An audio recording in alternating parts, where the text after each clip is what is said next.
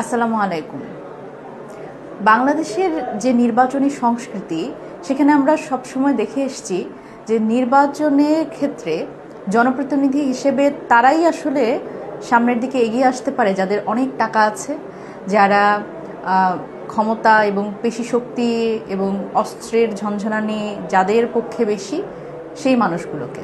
কিন্তু আমরা কখনো খেয়াল করিনি যে যারা আসলে সত্যিকার অর্থেই জনগণের কথা শোনে এবং জনগণের সাথে যাদের সম্পর্ক খুব নিবিড়, সেই মানুষগুলোকে সংসদে যেতে।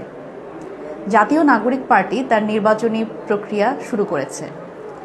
এই উপলক্ষে জাতীয় নাগরিক পার্টির পক্ষ থেকে নির্বাচনের জন্য মনোনয়ন ফর্ম কিন্তু উন্মুক্ত হয়েছে। জাতীয় নাগরিক পার্টি চায় বাংলাদেশের প্রতিটি ৬৪টি জেলা থেকে এমন নেতৃত্ব উঠে আসুক যারা কিনা সাধারণ জনগণের সত্যিকার অর্থে প্রতিনিধি হবেন, আসলেই জনপ্রতিনিধি হবেন, যারা জনগণের সুখ দুঃখের সাথে নিবিড়ভাবে যুক্ত থাকবেন এবং মানুষের সমস্যা নিয়ে সেই সমস্যাগুলো সংসদে গিয়ে তুলে ধরবেন এবং সেগুলো সমাধানের জন্য আইন প্রণয়ন করবেন। ঠিক সেই কারণেই জাতীয় নাগরিক পার্টির পক্ষ থেকে এই মনোনয়ন প্রক্রিয়া চলছে এবং এই মনোনয়ন প্রক্রিয়া তিনভাবে আসলে আপনারা এই মনোনয়ন প্রক্রিয়ায় যুক্ত হতে পারেন। আপনারা যদি নিজেদের যোগ্য প্রার্থী মনে করেন, তাহলে জাতীয় নাগরিক পার্টির কেন্দ্রীয় কার্যালয়ে এসে মনোনয়নপত্র সংগ্রহ করতে পারেন। এবং আরও একটি প্রক্রিয়ায় আপনি এই মনোনয়নপত্র সংগ্রহ করতে পারেন আমাদের উত্তর এবং দক্ষিণাঞ্চলের যে সংগঠকরা আছেন, সেই সংগঠকের কাছ থেকে আপনারা কিন্তু এই মনোনয়ন ফর্ম সংগ্রহ করতে পারেন। এবং বিভাগীয় সংগঠক হিসেবে যারা আসলে কাজ করছেন, 10 জন বিভাগীয় সংগঠক, সেখান থেকেও কিন্তু আপনারা এই মনোনয়ন ফর্ম সংগ্রহ করতে পারেন। এবং আরও একটি প্রক্রিয়া আছে, যারা দূর দূরান্ত থেকে আসতে পারছেন না, তারা কিন্তু জাতীয় নাগরিক পার্টির পক্ষ থেকে এই মনোনয়ন ফর্ম ফিল আপ করার জন্য একটি ডোমেন দেওয়া হয়েছে, সেটির মাধ্যমে কিন্তু আপনারা অনলাইনেও ফর্ম পূরণ করতে পারেন। সেই ডোমেনটি হচ্ছে nomination.ncpbd.org।